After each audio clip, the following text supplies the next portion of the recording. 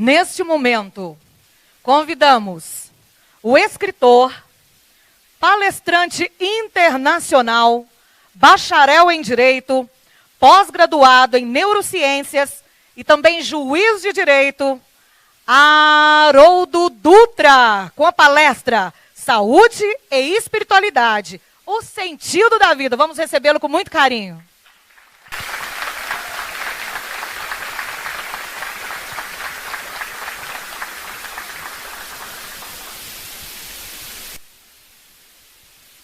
Senhoras e senhores, uma boa noite para todos. Eu queria agradecer na pessoa do ilustríssimo prefeito de Monte Carmelo, Paulo Rocha, sua esposa Neiva, secretária de Inclusão, em nome de quem eu cumprimento a todos os secretários, representando aqui o Poder Executivo Municipal. Quero agradecer também em nome do vereador a presença e cumprimentar a toda a Câmara Municipal, Poder Legislativo Municipal de Monte Carmelo. E na pessoa do meu querido amigo Quincas Veloso, eu quero cumprimentar a todos os cidadãos dessa cidade próspera, dessa cidade que se tornou um polo para a região e que tem exemplificado um progresso, um investimento na cultura, na educação, no desenvolvimento regional, que é tudo que esse país está precisando. Queria dizer também que me sinto muito honrado em participar dessa conversa, uma conversa muito importante sobre bem-estar psíquico, saúde mental. E fico muito feliz de fazer isso num ambiente universitário, na presença aqui de alunas e alunos da psicologia, alunas e alunos de outros cursos, estudantes, pessoas que estão também obtendo outras graduações, né?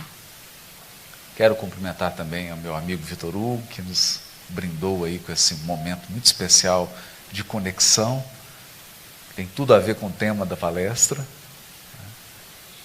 Eu primeiro começo fazendo uma pequena observação das linhas diretrizes da nossa conversa da noite. O meu doutorado em neurociências é sobre depressão, biomarcadores da depressão. Meu mestrado foi sobre ansiedade. Eu sei que estão com os colegas aqui, né? Estou no 9º período agora de psicologia, né? Brevemente, e estou na metade do curso de biomedicina. Sim, tudo ao mesmo tempo, né? Sou juiz de direito há 20 anos, atuo na vara da Fazenda Pública, tenho 16 mil processos, né? 3 filhos, uma de 30, casada, um de 17 e uma de 15.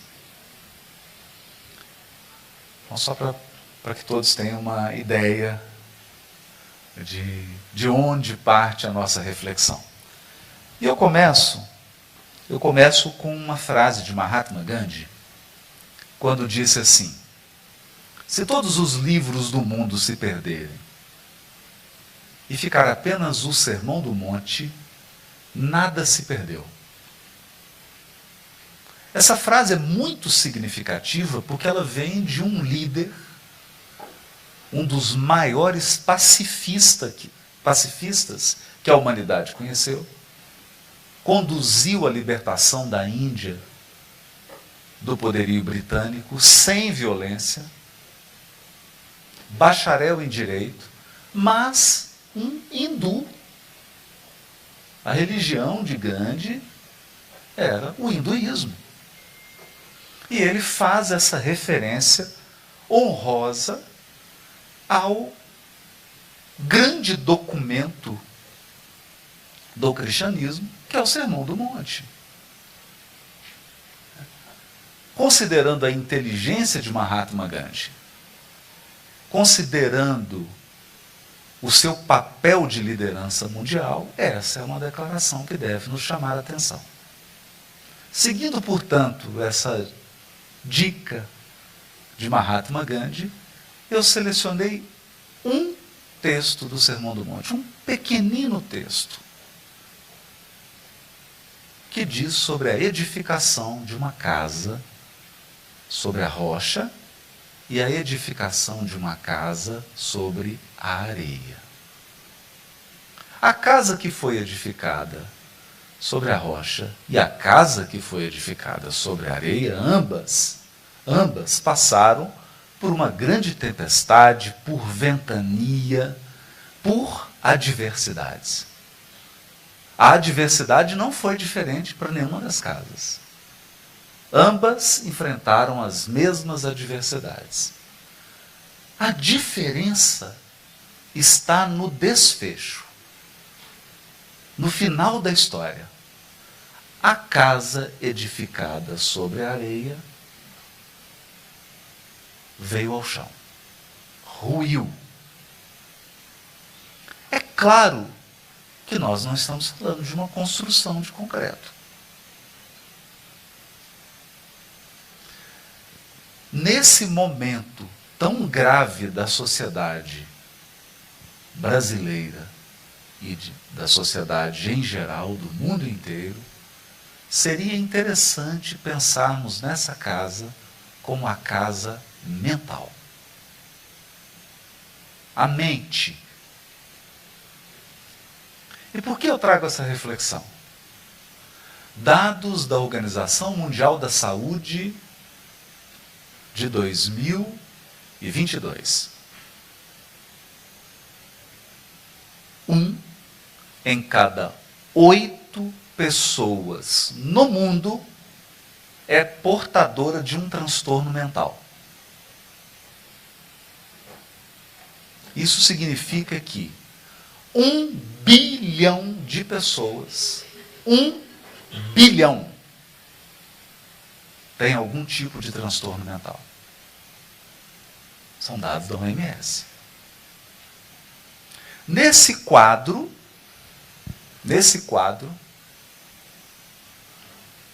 a maior parte, o transtorno que é o campeão, é a depressão. 400 milhões de pessoas hoje no mundo sofrem com a depressão.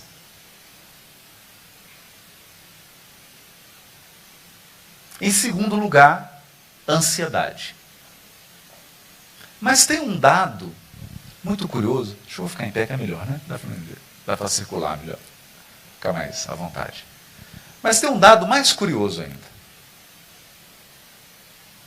Às vezes a gente precisa escrutinar os dados estatísticos para tirar conclusões mais interessantes. 1 em cada 4 pessoas tem distúrbio do sono. Isso significa que não acordam sentindo-se descansadas. Acordam com a sensação de que não dormiram bem o suficiente. E, na maioria das vezes, dormem com auxílio de algum medicamento. O uso de medicação para dormir aumentou assustadoramente. E o mais incrível, quando nós selecionamos o Brasil no contexto dos países, o Brasil tem se tornado campeão em transtorno mental. Especialmente ansiedade. Um aumento absurdo dos remédios de tarja preta. O consumo regular e o consumo irregular. Especialmente no serviço público. Então a gente percebe, há 30 anos atrás, as pessoas trocavam no serviço público pão de queijo, doce de leite, queijo, agora é remédio para dormir. Falei, qual que você está tomando mesmo? Esse, eu tenho esse outro aqui. Não, toma 2 desse aí, me dá 3 aqui, vamos. As pessoas compartilham remédios. Esse é um sinal, é um alerta. Mas eu quero tornar essa nossa reflexão ainda mais profunda. Porque eu quero voltar para a ideia da casa que tomba. Daquela casa da mente, que não se mantém de pé. Então eu vou contar duas histórias. Colégio de classe média em Belo Horizonte. Pais dedicados. Rapaz de 16 anos de idade. Escola católica, extremamente bem conceituada na capital mineira. O jovem entra em sala de aula, ele está no 2º ano do ensino médio. Ele entra, deixa uma carta em cima da mesa e pede para a professora para ir ao banheiro. Como ele demorava para voltar, os colegas pegam a carta. Era uma carta suicida. Eles então começam a gritar, a professora aciona os responsáveis na escola, a coordenação, eles vão ao banheiro, ele tinha cortado a garganta. Mas foi socorrido, foi levado, recuperou, está bem. Esse rapaz é colega de sala do meu filho.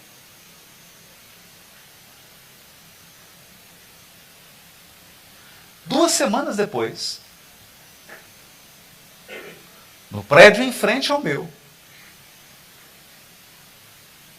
uma mulher jovem, bonita, 35 anos, 2 filhos,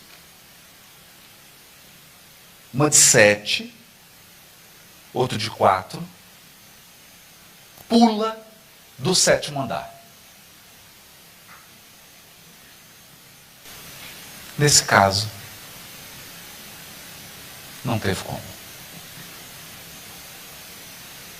Deixou um viúvo e 2 órfãos.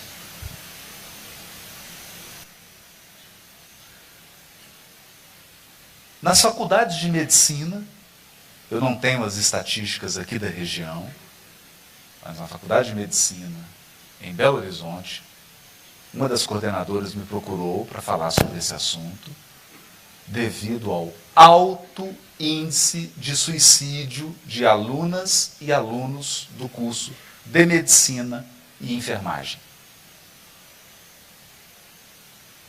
Então eu começo fazendo a seguinte pergunta: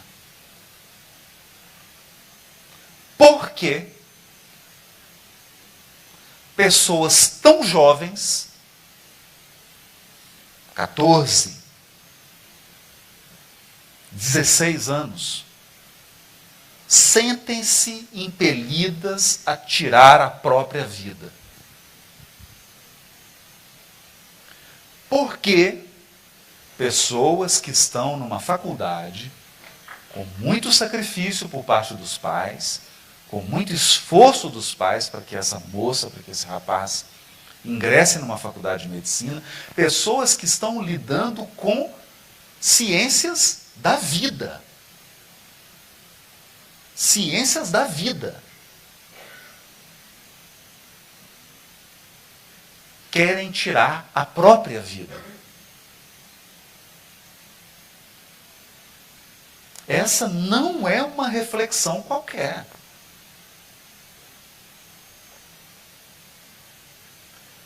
Depois da pandemia, o quadro se agravou enormemente. Segundo a Organização Mundial da Saúde, depressão subiu 35,8%. Ansiedade subiu 34,6%. Dá para perceber. Alguma coisa está muito errada. A nossa proposta não é trazer respostas para questões tão complexas. Até porque questões complexas não têm resposta simples. Questões complexas são sistêmicas. Exigem um pensamento sistêmico. A gente tem que pensar em múltiplas causas, em múltiplos determinantes. Respostas simples não atendem. Mas eu tive que selecionar alguns pontos para a gente refletir hoje. Alguns pontos para a gente refletir hoje. Nossa sociedade tem compreendido a formação apenas como uma formação intelectual.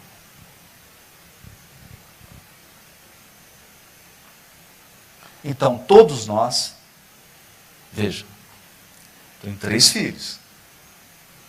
Uma de 30, uma de 17 e uma de 15. Há um investimento de 20, 22 anos na escola.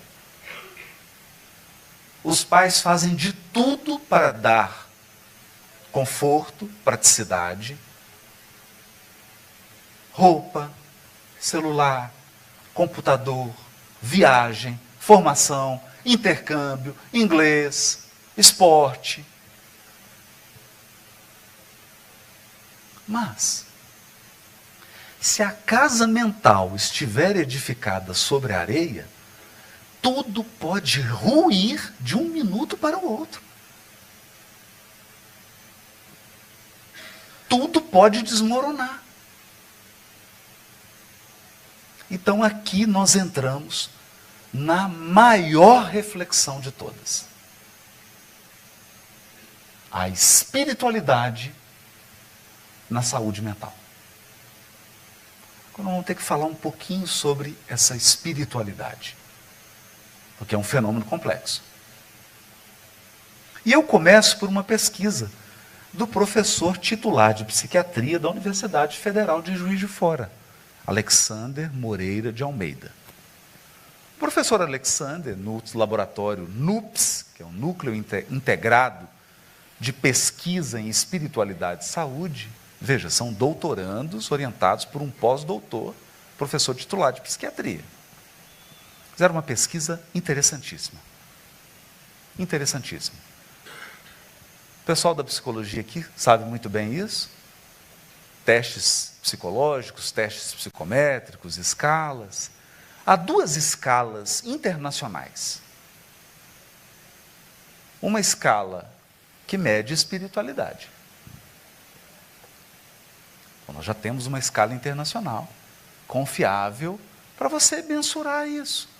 E ela mede uma série de coisas. Por exemplo, ela mede o que uma escala de Beck de esperança mede. Nós temos uma escala de esperança. Como você vê o futuro? O que você espera do futuro? Se você tiver uma perda, como você passa por isso? Se você passar por um trauma, qual que é a sua reação? Diante de uma situação de perigo e ameaça, como que você lida com isso? Então a escala de espiritualidade, ela passa por esses fatores. Tem uma outra escala, muito interessante, que é uma escala que mede felicidade. Sim, felicidade. O maior estudo de felicidade está sendo conduzido pela Universidade de Harvard há 70 anos. Esse estudo é incrível, porque eles acompanharam as pessoas desde o nascimento e algumas delas já estão com 60 anos. O que é felicidade?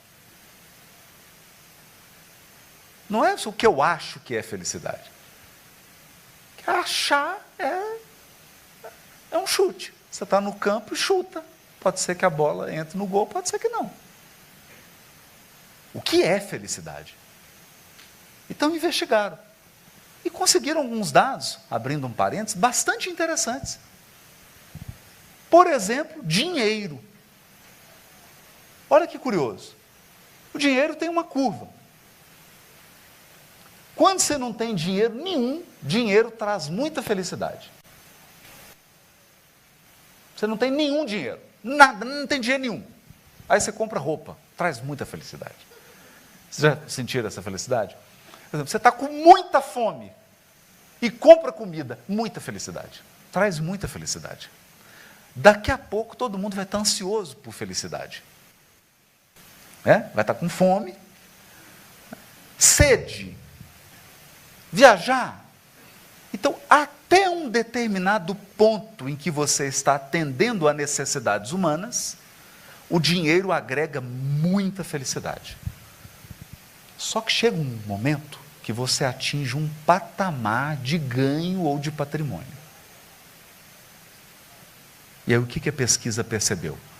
A partir desse ponto, mais dinheiro não traz felicidade nenhuma. Nenhuma. Então é uma curva, ela vai ascendente, depois ela estabiliza. Você pode pôr mais dinheiro, não faz diferença nenhuma. Não tem diferença. Não tem diferença. Depois que as suas necessidades, os seus desejos, não tem mais diferença. É por isso que depressão não poupa milionário, ansiedade não poupa milionário, síndrome do pânico não poupa, não escolhe classe social. Tem pessoa dentro de um jato particular com depressão. Na minha pesquisa, eu tenho um rapaz que o pai é empresário, extremamente bem-sucedido. Esse rapaz, aluno de medicina, tem tudo mais 30%. Põe aí, tudo mais 30%. Está num quadro gravíssimo de depressão.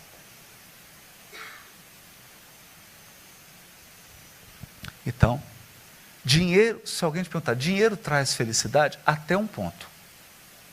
Até um ponto. Depois não agrega. Mas curioso, na pesquisa de Harvard, relacionamentos, amizade, relacionamento afetivo, filhos, família, amigas, amigos, grupo religioso, relação humana é o principal fator de felicidade. E é tudo que o deprimido corta. Primeira coisa que o deprimido faz, ele corta a relação. Ele corta relacionamento com os amigos, ele se afasta dos grupos, daqui a pouco ele se afasta da família, daqui a pouco ele se afasta de tudo, ele está isolado. Ele não tem vontade nenhuma de estabelecer relacionamento humano com ninguém. Esse é o ápice da depressão. Interessante. Então, o Alexander pegou a escala de felicidade, uma escala internacional, né? A escala de espiritualidade, e qual que era a hipótese? Nós vamos estudar pessoas que estão fazendo hemodiálise. Hemodiálise não é brincadeira, não. Hemodiálise, você está já com uma disfunção renal grave. Então, imagina, você está fazendo hemodiálise, você está debaixo de uma tempestade. Você está enfrentando uma grande adversidade, uma grande dificuldade, um grande problema. Ele falou, nós vamos aplicar a escala de felicidade e de espiritualidade nesse grupo que está fazendo hemodiálise. Todos estão passando pela mesma situação. Então pegou mais ou menos as pessoas da mesma classe. O fato que as unia era essa grande adversidade que é a hemodiálise. E agora? Será que vai ter alguém aqui que vai pontuar em felicidade? Será que tem alguém feliz fazendo hemodiálise? Será que é possível? Será que é possível alguém estar feliz fazendo quimioterapia?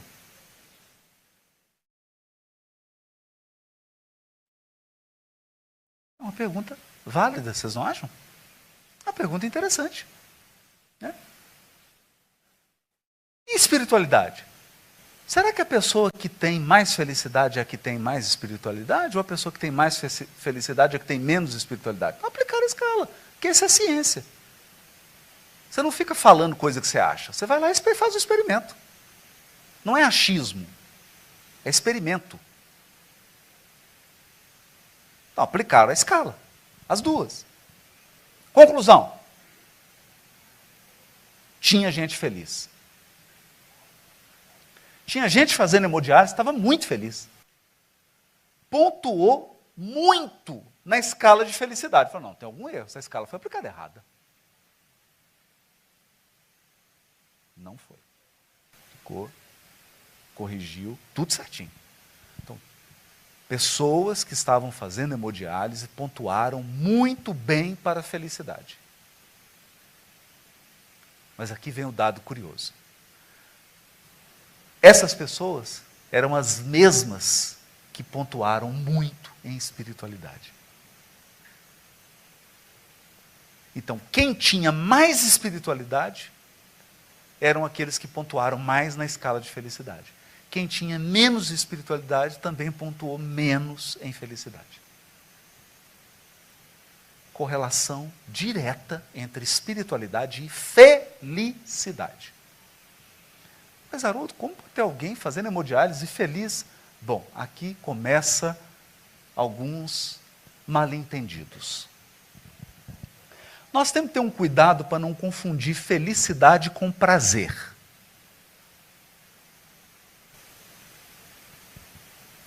É diferente. Eu vou mostrar que é diferente. Vamos examinar prazer. Prazer.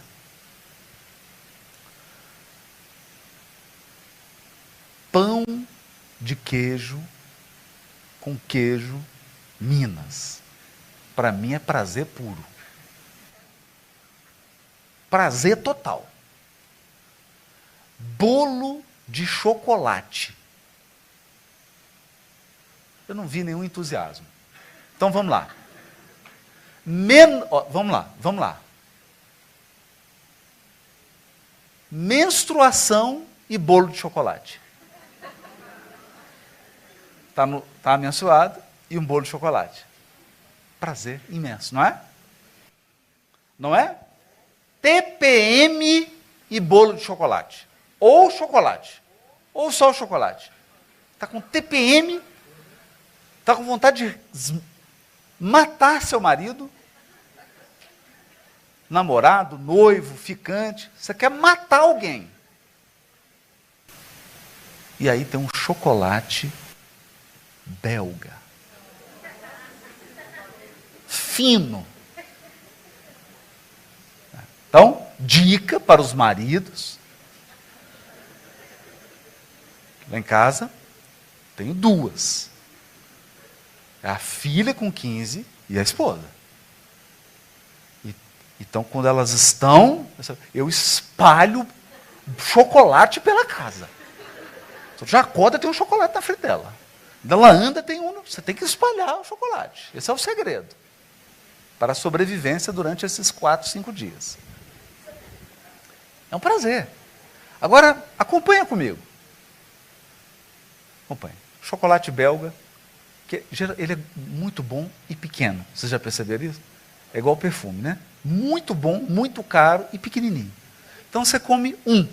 É prazer total. Não é? É prazer total. Aí você come o segundo. Já não é total. Aí o prazer já é 99,9. Aí você comeu 10. 10. No 10º, já é 30% do prazer. E se eu te colocar 70 bombons de chocolate belga para você comer? O último é doloroso. Não é? Essa é a natureza do prazer. O prazer é uma curva. Ela sobe rápido, atinge um ponto, depois ela desce vertiginosamente. É uma curva de sino. Todo prazer. Todo prazer. Olha só. Você está com sede, beber água. É bom? É bom. Eu te dou 5 litros d'água. Depois do 2º litro, é bom? Não, já é desprazeroso. Não é? Já é doloroso. Essa é a natureza do prazer. Essa é a natureza do prazer. E o problema é que a gente confunde felicidade com prazer. Então veja, o prazer é temporário. Qualquer prazer. Qualquer prazer. Ele é temporário, ele tem um máximo, depois ele cai, ele despenca. Não tem prazer. Não tem. Caiu. E a felicidade? Felicidade não. Felicidade não. Vou dar um exemplo aqui agora. Vou dar um exemplo aqui. Na hora do parto, parto natural na água. Parto natural em casa. É prazeroso? Eu acho que não. Eu desconfio que eu não tenho essa experiência. Mas eu desconfio que não é. Pela altura dos gritos, eu desconfio que é bem doloroso. Na maioria das vezes, a mãe está feliz. É ou não é? É ou não é?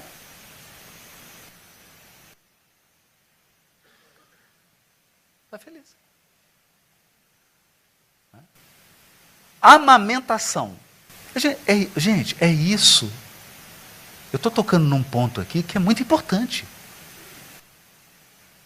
Porque a sociedade hoje, ela está disseminando uma ideia de que felicidade é prazer. Então ela diz assim, amamentar é um prazer. Mentira. Mentira. O bico do seio racha, sangra, dói.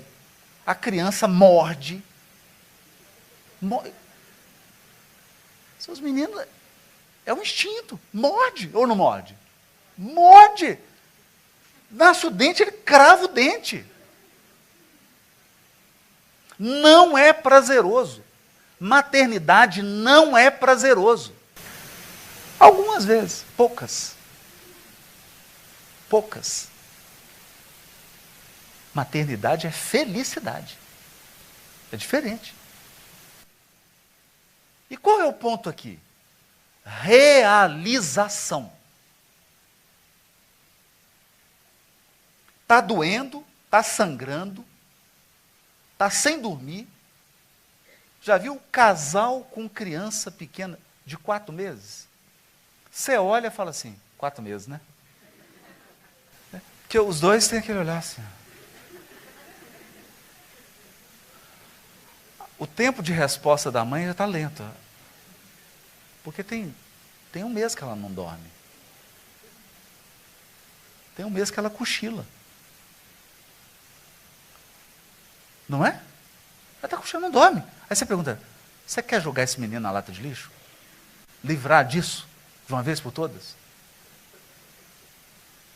Vamos matar essa criança. Perceberam? Não tem nada a ver com prazer.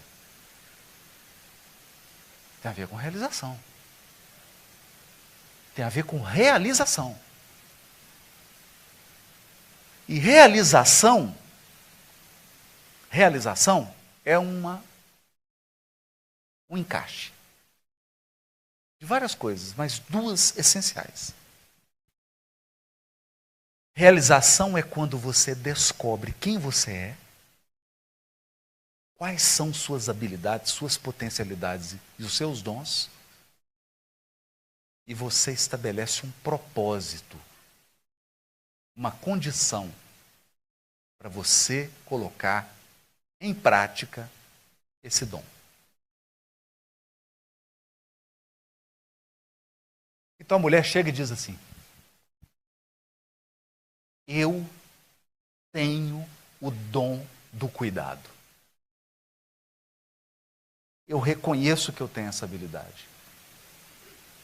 Eu quero ter filho, eu quero adotar uma criança, eu quero exercer isso. Propósito. E ela vai e realiza. a realização, o encaixe da sua natureza, do seu dom, da sua potencialidade, com a possibilidade de colocar aquilo em prática. E isso pode vir com dor. Claro que vem com dor. É claro que vem com dor. Eu não sei aqui, mas eu estou no 9º período de psicologia. Belo Horizonte, que é curioso, né? Você vai para o sul do Brasil, eles estão acostumados a temperatura de 0 graus, né? -3.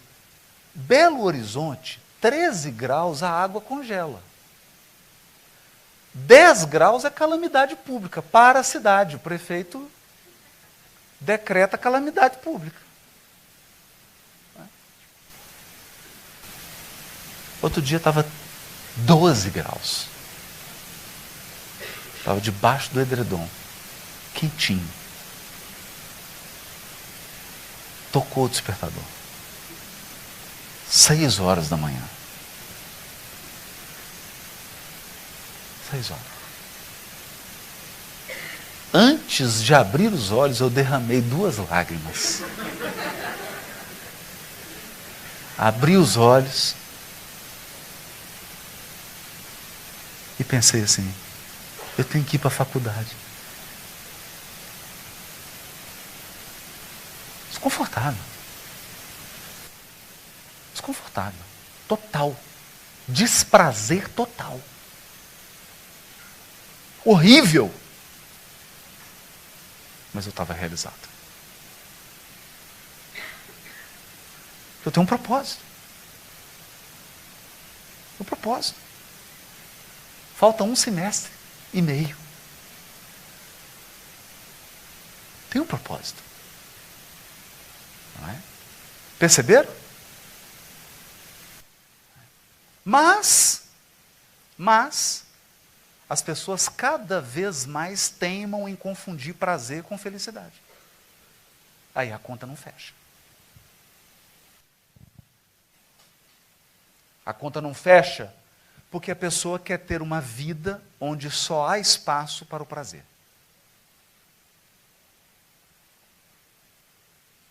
E aí é um caminho perigoso. É um caminho extremamente perigoso. É por isso que você pode ter uma pessoa fazendo hemodiálise e feliz.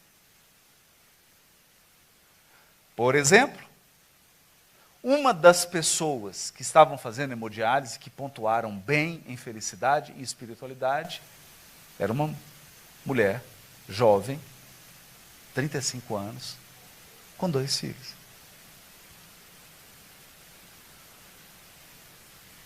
Ela tem vontade de vida, porque ela quer cuidar dos filhos. Ela não quer morrer de jeito nenhum. De jeito nenhum. Ela fala assim, se eu morrer, meu marido me mata. Não posso morrer. Eu vou viver. E aqui entram algumas pesquisas extraordinárias que entram na minha área de espiritualidade e saúde. Resolveram que a espiritualidade é amplo, né?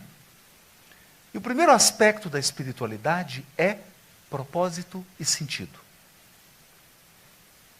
Propósito e sentido. Propósito é o projeto. É o plano. O que você quer? O que você quer? E aqui eu não estou falando de uma questão específica da sua vida. Eu estou falando do sentido geral da sua existência. E esse é um ponto perigosíssimo. Porque muitas pessoas fixam toda a sua vida em, por exemplo, peso corporal. Ter ou não ter determinado bem. Veja, não tem problema nenhum você desejar um bem, um patrimônio. Não é essa a questão. A questão é a sua vida se resumir a isso. Então, o primeiro aspecto da felicidade é a pessoa ser capaz de pensar a vida dela do ponto de vista global. Eu vou explicar isso. É o seguinte.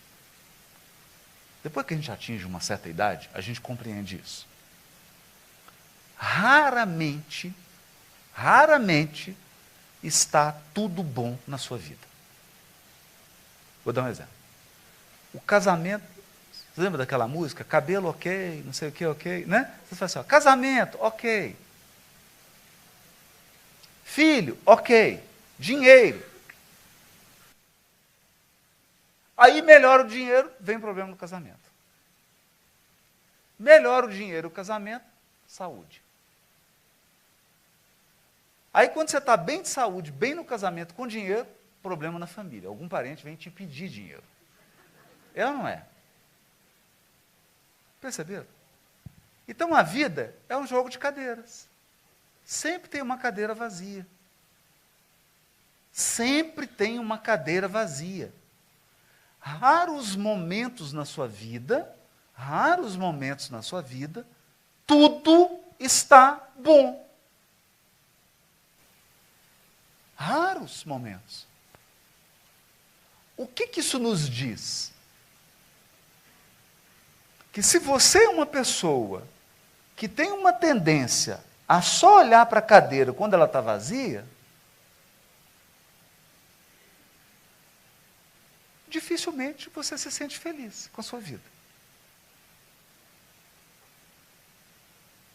Dificilmente. Eu vou dar um exemplo aqui. Todo mundo passou aqui pela Covid. O que aconteceu no hospital? Você tinha a ala da Covid. Por quê? Você podia isolar o hospital inteiro? Chegava lá o médico falou, não pode entrar porque o hospital está isolado. Não. Você isolava a área de tratamento de Covid. Então, na vida, a gente tem que aprender a isolar a área que está com problema. Então, eu estou com problema com dinheiro, não preciso destruir meu casamento por causa disso. Eu vou ter que contingenciar. Eu estou com um problema de saúde, mas o meu casamento está bem, a parte financeira está boa. Eu tenho que contingenciar. Pensar a vida de modo global é um forte, é construir sobre a rocha. Pense na sua vida de modo global. Pense na sua vida de modo global e não setorizado. Olhe para a sua vida como um todo. Segundo elemento, nós vivemos na sociedade da gratificação espontânea. O que significa isso? Você tem que fazer um trabalho e tem um novo episódio do seriado Netflix que você está acompanhando. O que você faz? Você faz o trabalho que é importante, vai te dar prazer nenhum, desagradável, doloroso, mas daqui 6 meses você vai ter um resultado? Ou você assiste o episódio novo da sua série preferida, porque isso te dá um prazer imediato e agora? Agora. A gente vai no agora. Entendeu? Então, esse é o problema da procrastinação. Qual que é o problema da procrastinação? O problema de procrastinar, que é, vou traduzir, empurrar com a barriga, deixar para depois, não fazer nada, ter um tanto de projeto e não executar nenhum. Qual que é o problema da procrastinação, do empurrar com a barriga? É porque tudo que é importante você não faz, porque só vai te dar um resultado a longo prazo. Então você escolhe por tudo que te dá prazer agora. O que é prazeroso agora? Assistir Netflix. O que é prazeroso agora? Sair com os amigos. O que é prazeroso agora? Ir numa festa. Então eu entro na gratificação espontânea. Nós vivemos isso hoje. Terceiro elemento da felicidade. Você precisa entender, por exemplo, eu vivi um grande trauma na infância. Eu descobri que eu não jogava bola bem. Eu jogo muito mal, vocês não têm ideia. É muito mal. Se eu tivesse insistido nisso, eu não teria descoberto uma outra habilidade, um outro dom, que é o de falar.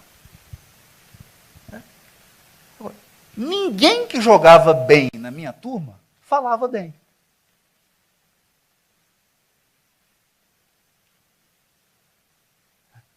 Mas o que aconteceu com a rede social? A rede social pasteurizou as pessoas. Todo mundo quer ser igual. Todo mundo quer fazer as mesmas coisas. Todo mundo quer ter as mesmas habilidades. Nós viemos imitadores. Imitadores.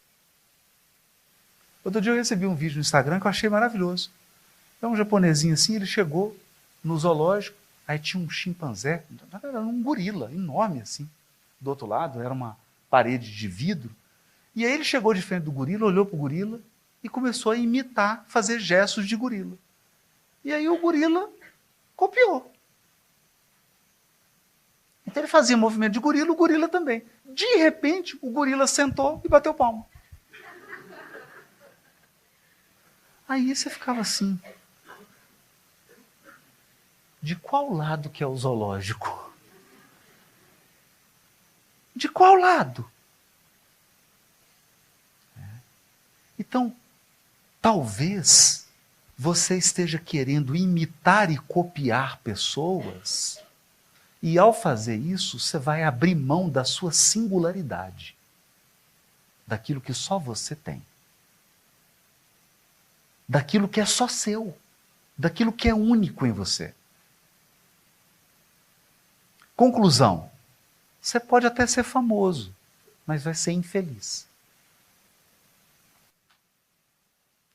Porque você não vai se sentir realizado. Então você vai atingir padrões de sucesso, mas não vai se sentir realizado. Então esses são alguns aspectos da felicidade. Por isso, pensando nesses aspectos, eu tenho que ter um plano para a minha vida. Eu preciso ter um plano para a vida. Um motivo. E aí nós entramos no livro do Viktor Frankl. O homem em busca de sentido. Um propósito. Algo que te faça acordar. Algo que te faça passar pelas dores. Algo que te faça passar pelas perdas. Algo que te faça superar os traumas. Algo que te faça avançar, custe o que custar. Esse é o livro do grande psiquiatra judeu que sobreviveu aos campos de concentração. E ele percebeu isso. E é fato. E é fato.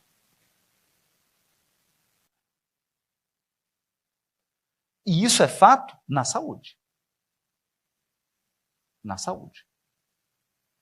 Nós não entendemos bem o mecanismo, mas a pessoa que tem propósitos muito firmes, ela cicatriza mais rápido, ela se cura mais rápido, ela passa melhor pela quimioterapia, ela passa porque tiver que passar. Isso é fato. A outra coisa é sentido. E aqui entramos num ponto muito especial. Qual que é a diferença de propósito para sentido? Propósito é o rumo. É como você quer se sentir realizado. Sentido é que história você conta sobre a sua vida. Que história você conta sobre a sua vida? Isso é importante. Isso é importante. O que nós temos observado? A pessoa que está com ideação suicida, a pessoa que está com vontade de suicidar, ela não consegue contar uma história convincente da vida dela.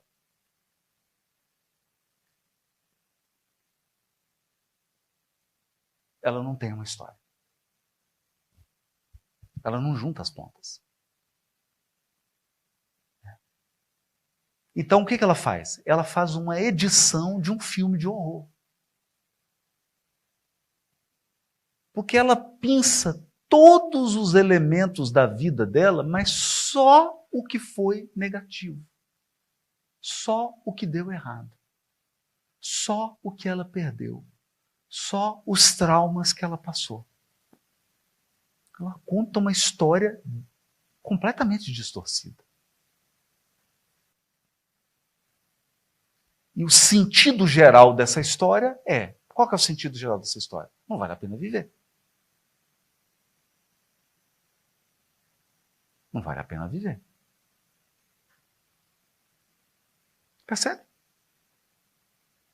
Agora, como que você conta essa história? Como que você conta a sua história? Eu vou dar 2 exemplos aqui. Vou pegar um caso bem impactante e pessoal. Eu vou contar uma história. Jovem, filho de uma empregada doméstica, analfabeta.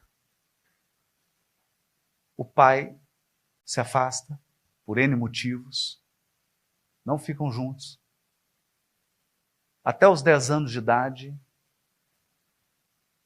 esse jovem mora em 8 famílias diferentes.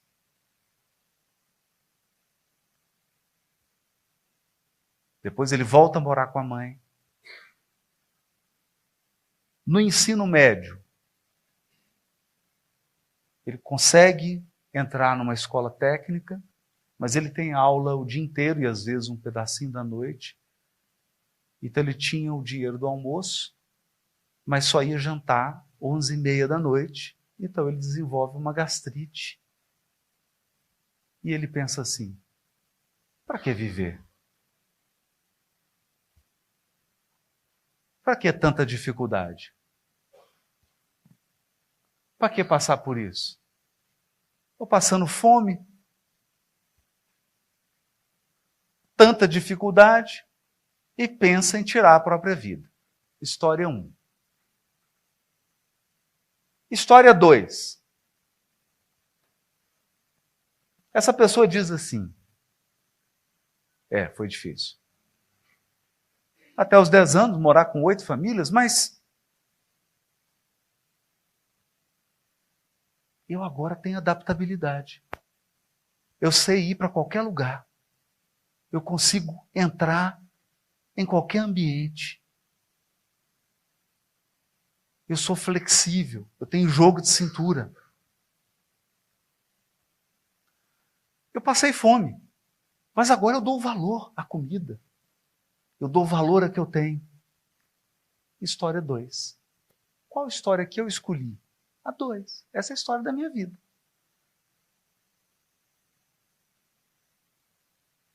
Se eu tivesse escolhido a história 1, eu não estaria aqui. Eu escolhi a 2. Perceberam?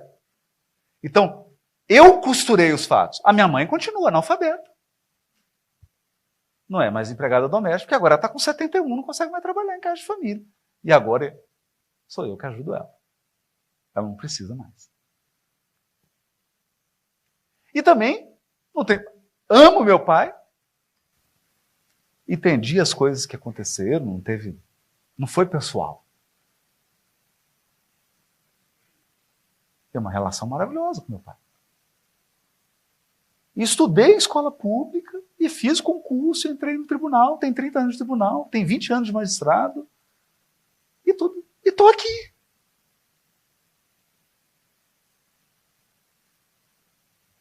Mas, a pergunta que eu tenho para todos que estão aqui,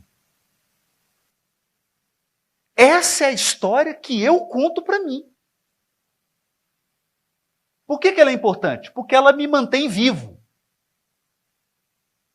Agora, que história que o coleguinha do meu filho conta para ele?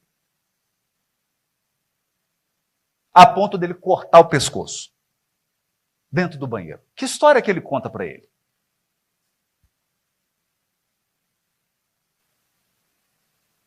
Que história? E eu pergunto mais. Os pais compram tênis. Os pais compram calça de marca. Os pais compram tablet. Os pais compram computador. Os pais compram videogame. Os pais dão cartão para ele passar. Mas os pais chegaram para ele e falaram, filho, filha, né? Que história que você está contando? Que história que você está contando da sua vida? Conta para mim. Que história que você está escrevendo sobre você? Não. Não. Porque na nossa sociedade, isso é frescura. Psicológico é frescura.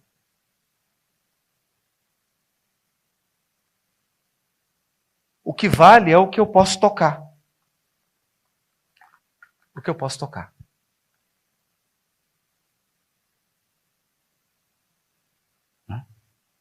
Perceberam? Então a gente não se pergunta isso. Que história? Que história você está se contando? Ah, você já está no segundo casamento. Que história que você conta sobre o primeiro?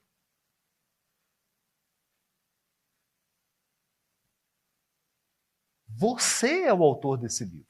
É tanto que nós temos uma terapia chamada terapia narrativa. E veja, gente, isso aqui, eu até trouxe uma anotação aqui para não ficar parecendo que é algo sem fundamentação. Pessoal da psicologia, quem é da psicologia? Levanta a mão, por favor. Ah, bastante. Que bacana. Então vamos lá. Psicologia.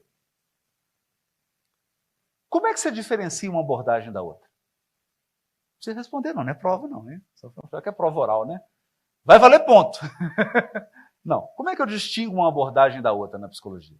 Psicanálise, cognitivo-comportamental, cognitiva. Como é que distingue uma abordagem da outra? 3 perguntas. 3 perguntas. Primeira, visão do ser humano. Qual a visão que essa abordagem tem do ser humano? Segundo, qual a concepção que essa abordagem tem de desenvolvimento? Então, todo mundo aqui que estudou psicanálise sabe que tem as fases que o Freud estabeleceu de desenvolvimento. A cognitiva pensa totalmente diferente. Se você for para Piaget, para outros autores, a concepção é outra. Como é que é o desenvolvimento? Terceiro, qual a concepção de doença e de intervenção? O que é estar doente para a psicanálise? O que é estar doente para a humanista? O que é estar doente para a fenomenológica?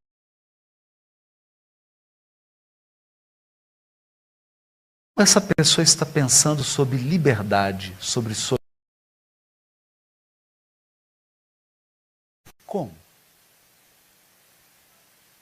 Ok, você passou por um divórcio. Construiu. Por que você não é capaz de construir outro? Você encontrou uma pessoa e construiu um relacionamento. Tem 8 bilhões no mundo. Tem 8 bilhões de pessoas que você está vendo, né? Você não pode construir outro. Você não pode conhecer outra pessoa. Perceberam? Agora, olha que coisa curiosa. Sentido da vida e da morte. Paciente, câncer de mama gravíssimo. O médico falou para ela: você tem 6 meses de vida. 6 meses de vida. E ela não acreditou.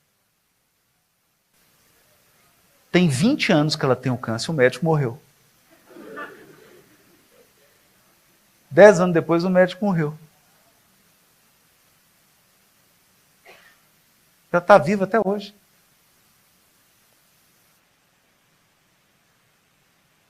Percebeu? Qual o sentido da vida? Qual o sentido da morte? Nós vamos pensar nessas coisas. Não é? Nós temos que pensar nisso por quê? Porque, na verdade, se você está pensando em suicídio, o seu problema não é com a vida, o seu problema é com a dor.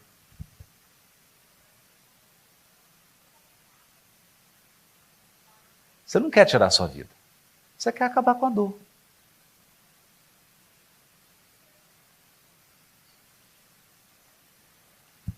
Agora entenda, tirar a sua vida não vai resolver o problema da dor. Você pode acreditar que vai, mas não vai. Tem maneiras mais adequadas de você lidar com a sua dor. A primeira delas, peça ajuda. Peça ajuda. Eu sempre digo para quem está passando por uma dor profunda, você não sabe a força da presença de alguém, da palavra de alguém, do apoio de alguém. É poderoso. Você está passando por uma dificuldade, mas você está numa rede de apoio. Você tem pessoas que verdadeiramente gostam e se importam com você. E você fala sobre isso. E você fala. Por que você fala? Pessoal da psicologia aqui, por que a psicologia é baseada na fala? Qualquer terapia, qualquer, baseado na fala, claro. Por quê? Porque quando você fala, você dá um novo significado. Em qualquer abordagem, ao falar, você ressignifica. Ao comentar sobre aquilo, aquilo ganha um novo significado. Então você chega e fala assim, num grupo, eu divorciei. Foi traição. A pessoa me abandonou. Isso aconteceu comigo. Aí levanta a mão 50 pessoas. Não, com a gente também. Com vocês também? É? Nossa, mas... verdade? Sim. E aí, o que aconteceu? Ah, você está entrando na fase 1, eu já estou na fase 5. Na fase 1, vai acontecer isso e isso com você. Você vai chorar, você vai mandar zap, vai pedir para voltar, vai fazer chantagem, vai arranhar carro. Né? Depois você entra na fase 2. Quando você entende que tem pessoas que viveram e passaram por aquilo, que tem pessoas que já estão lá na frente, no processo que você começou agora,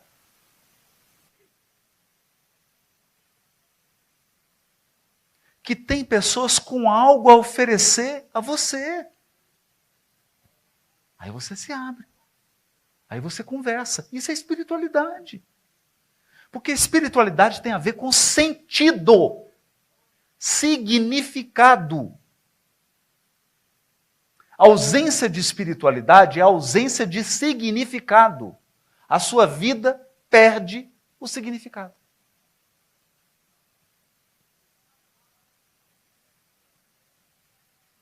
Perceberam? Sabe o que a mãe desse jovem falou comigo? O jovem que cortou a garganta? Ela disse assim, se ele soubesse o que ele significa para mim, ele nunca teria feito isso.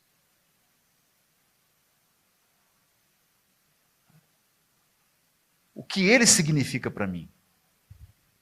O papel que ele tem aqui. A importância que ele tem nessa família. Quantas pessoas amam essa pessoa? Amam.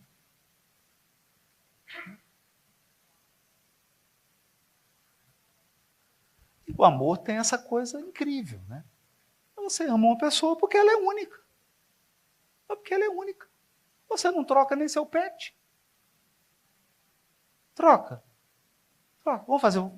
Vou trazer um pet aqui e falar assim, vem cá, vamos trocar seu pet. Vamos fazer troca de pet. Você não faz. Por quê? Porque é único.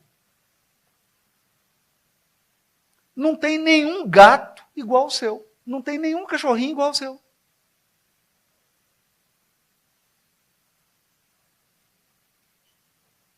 Percebe?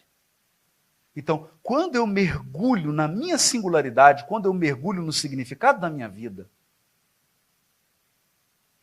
eu começo a mergulhar na espiritualidade. E eu começo a conectar com a espiritualidade dos outros. Espiritualidade é significado.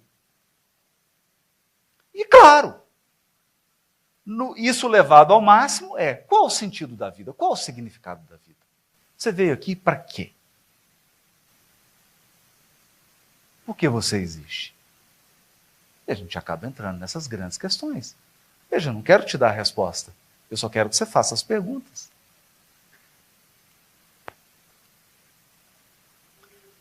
Porque se você caminha sem significado, você está andando numa cidade que você não conhece sem GPS. Sem GPS. Você está perdido ou perdida.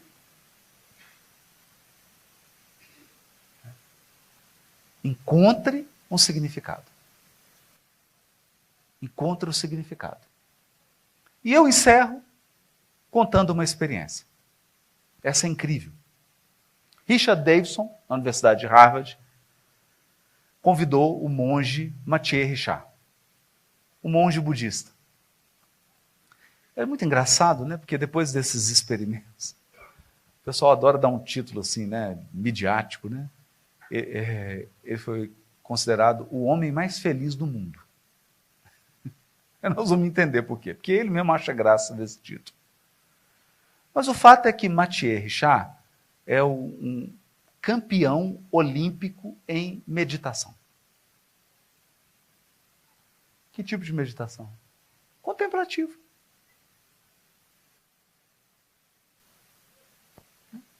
Que eu sugiro que você faça. Pega o seu pet, medita com ele.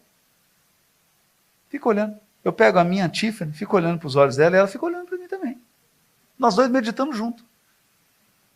Aí eu pego assim, olho os dentes dela, levanto a orelha, fico ali observando. O Matthieu Ricard tem mais de 80 mil horas de meditação. Ele é um campeão olímpico. É um atleta de alta performance. E ele foi levado para um aparelho de ressonância. A ressonância você mede em tempo real o funcionamento do cérebro. E o teste era simples. O teste era simples. Pegava uma pessoa comum, eu, você, e o Matthieu Ricard. Colocava no aparelho de ressonância e um fone de ouvido. Mas o que tinha nesse fone de ouvido? Durante meia hora, você ia ouvir uma criança chorando e uma mulher gritando, pedindo socorro.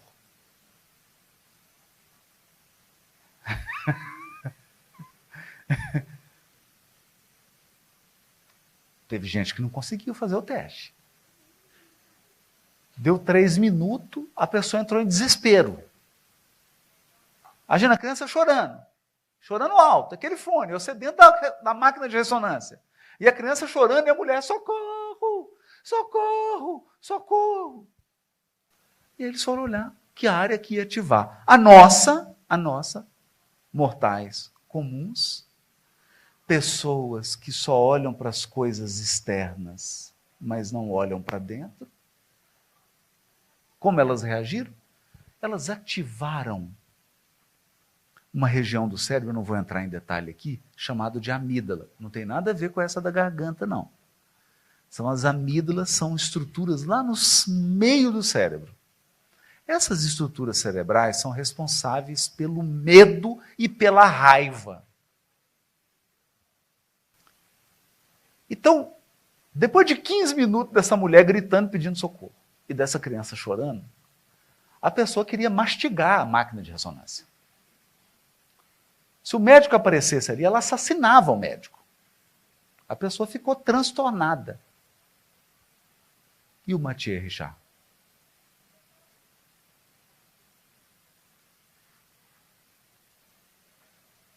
Veja, não é o que ele fingiu, não, porque estava medindo o cérebro dele. No Matthieu Ricard, a amígdala não foi acionada. Então ele não sentiu nenhuma raiva, nenhum medo. Sabe qual área que foi ativada no cérebro dele? A área ligada à maternidade, ao cuidado, ao cérebro social, ao cuidado. Então, enquanto estava todo mundo assim, Em pânico, o Mathieu estava assim, coitado, precisamos cuidar desse bebê. Precisamos cuidar dessa mulher. E é por isso que ele foi chamado o homem mais feliz do mundo. O que significa isso? A situação era a mesma. A situação era a mesma. Por que a reação não é a mesma? Porque nós estamos falando de bem-estar psíquico. Nós estamos falando de hábitos mentais. Nós estamos falando de cultivo da mente. Nós estamos falando de estar preparado para as adversidades. Isso é treinado. Isso é espiritualidade.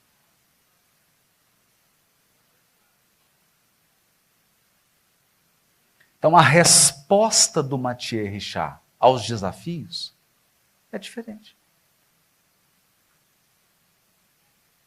É diferente. Então, você fala para ele assim, amanhã, o professor passou agora, prova oral amanhã.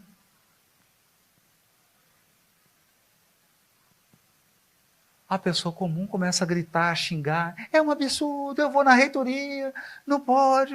O Mathieu já começa a estudar. E ele passa a noite estudando 9 horas sem parar. Tranquilo. Tranquilo. Acorda, faz a prova, tira a nota máxima e vai dormir. Perceberam? Haroldo, eu queria ver ele torcer pro Corinthians. Com a mente treinada dele. Perceberam? Então, eu termino com essa conclusão. Hoje, e nós temos pesquisa sobre isso já, espiritualidade está ligada a um termo técnico da psiquiatria que se chama coping. Eu vou traduzir aqui, correndo o risco de ser impreciso, me perdoem. Resiliência. Estratégia. A pessoa que tem altos níveis de espiritualidade, ela tem mais resiliência, ela tem mais estratégias para lidar com os imprevistos, os traumas, as perdas e os danos. Quanto mais estratégia você tem, mais você está no caminho da felicidade. Não no caminho do prazer, no caminho da felicidade. E é isso que eu gostaria de encerrar dizendo. Cuide do seu corpo. Cuide. Faça uma malhação. Tome o whey. Use a maquiagem da MAC ou outra que você gostar. Passe uma sombra. Use a roupa que você gosta. Faça uma chapinha. Mas não se esqueça de cultivar sua mente,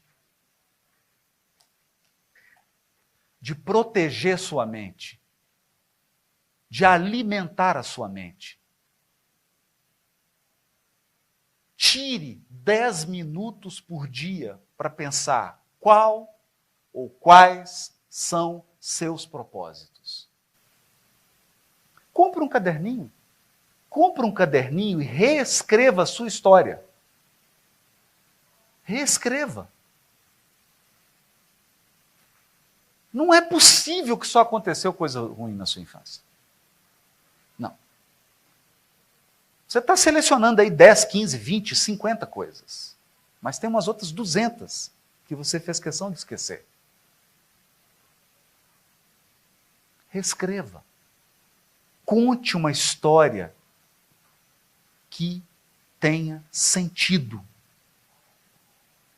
Porque, afinal de contas, não importa o que aconteceu, você está aqui hoje. Você está aqui hoje. Se você está aqui hoje, alguma coisa aconteceu nessa história, você não está sabendo contar. Porque você está aqui hoje. Muito obrigado pela sua atenção.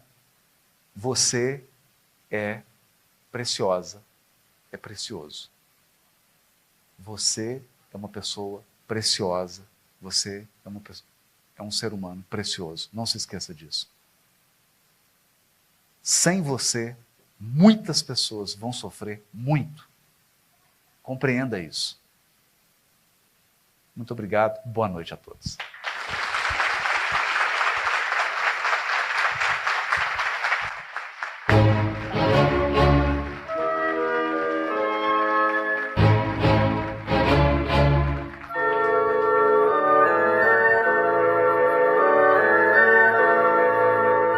Gostaria de convidar aqui em cima no palco nosso prefeito Paulo, nossa primeira-dama Neívia, nosso amigo Quincas Veloso, o Borginho, o Wellington e também o vereador Zé do Povo.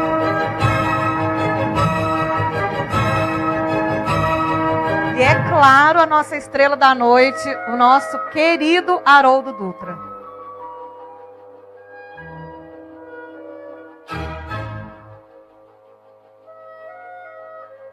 Receber das mãos dos amigos do nosso prefeito, primeira-dama, com muito carinho, essa singela homenagem.